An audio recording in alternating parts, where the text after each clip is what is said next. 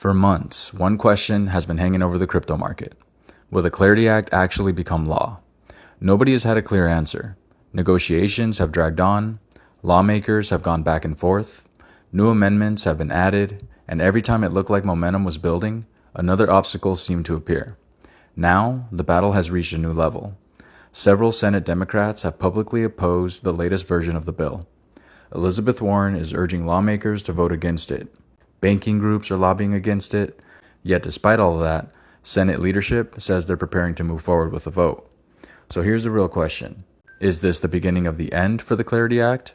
Or is this simply the final political fight before the market finally gets the regulatory clarity it's been waiting for? Today, we're breaking down exactly what's happening in Washington, why both supporters and opponents are fighting so hard over this bill, and what it could mean for Bitcoin, Ethereum, XRP, and the future of crypto regulation in the US. Everything discussed in today's video is for educational and informational purposes only, and should not be considered financial advice. Always do your own research before making any investment decisions.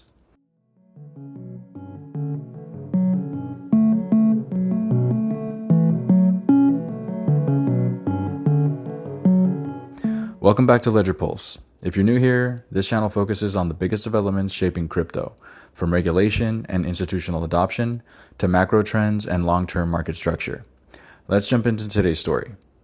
The biggest development wasn't a price move, it's politics. A group of Senate Democrats, including Senators Angela Alsobrooks, Cory Booker, Catherine Cortez Masto, Ruben Gallego, John Hickenlooper, Mark Warner, and Raphael Warnock, released a joint statement saying they oppose the current draft of the Clarity Act. Notice the wording carefully. They didn't reject crypto. Their statement argues the bill still needs stronger provisions around ethics, conflicts of interest, consumer protections, illicit finance, and market integrity. They're signaling that negotiations aren't necessarily over. They're saying they want additional changes before lending their support. So despite the headlines, this isn't a unanimous no. It's a disagreement over the final language. Shortly after the Democratic statement, Senate Majority Leader John Thune indicated he plans to move ahead with a vote. Patrick Witt also made an important observation. He also pushed back against claims that Republican leadership ignored Democratic concerns. According to Witt, hundreds of pages were added specifically to address objections raised during negotiations.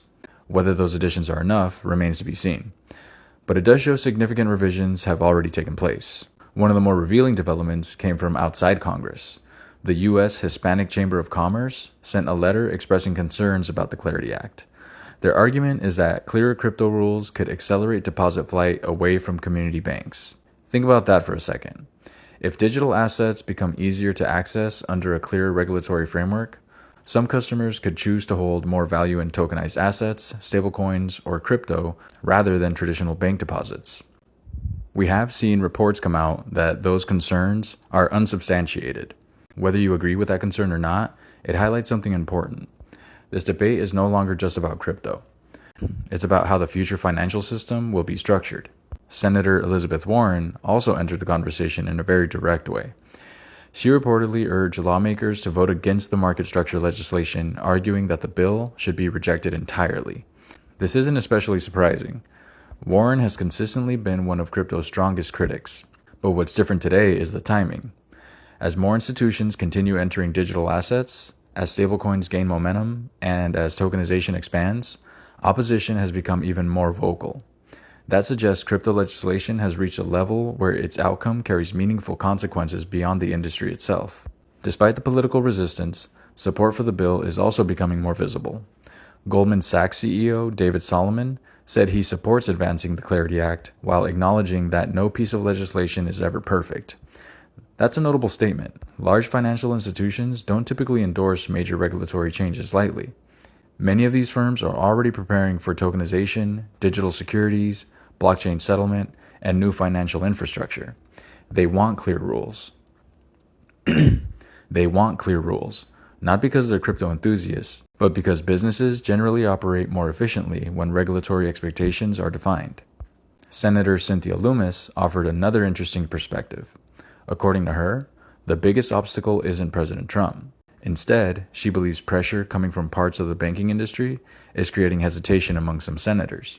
She also stated that President Trump would sign the Clarity Act if it reaches his desk and would not veto it over the ethics provisions included in the latest draft. It's easy to look at today's headlines as simply another political fight, but zoom out. The legislation isn't just about crypto exchanges. It's about defining who regulates digital assets, how tokens are classified, how companies can legally build, and how institutions participate in this market over the next decade. Markets can adapt to almost any rule. What they struggle with is uncertainty. Clear rules reduce uncertainty. That's one reason so many companies have been asking Congress for regulatory clarity for years. Regardless of your political views, one thing seems increasingly obvious. Both supporters and opponents believe this legislation will have major consequences. Otherwise, there wouldn't be this much attention surrounding it. The next several days could become extremely important. Watch for whether negotiations continue behind closed doors, whether additional amendments are introduced, whether more senators publicly shift positions, and whether leadership proceeds with a floor vote. Any one of those developments could influence market sentiment. It's also worth remembering that legislation rarely moves in a straight line. Bills are revised, compromises are made, deadlines move, and political headlines can change quickly. That's why it's important not to overreact to every individual update. Instead, focus on the broader direction. Compared to where the industry was just a few years ago, crypto regulation is receiving far more serious attention at the federal level. That's a meaningful shift, regardless of the final wording of this particular bill. Today's episode wasn't really about one political party winning or losing. It's about seeing just how significant digital assets have become. When banks, lawmakers, industry leaders, and major financial institutions are all competing to shape the same legislation, it tells you something. Crypto is no longer sitting on the sidelines. It's becoming part of the broader financial conversation. The exact outcome of the Clarity Act is still uncertain, but one thing is clear.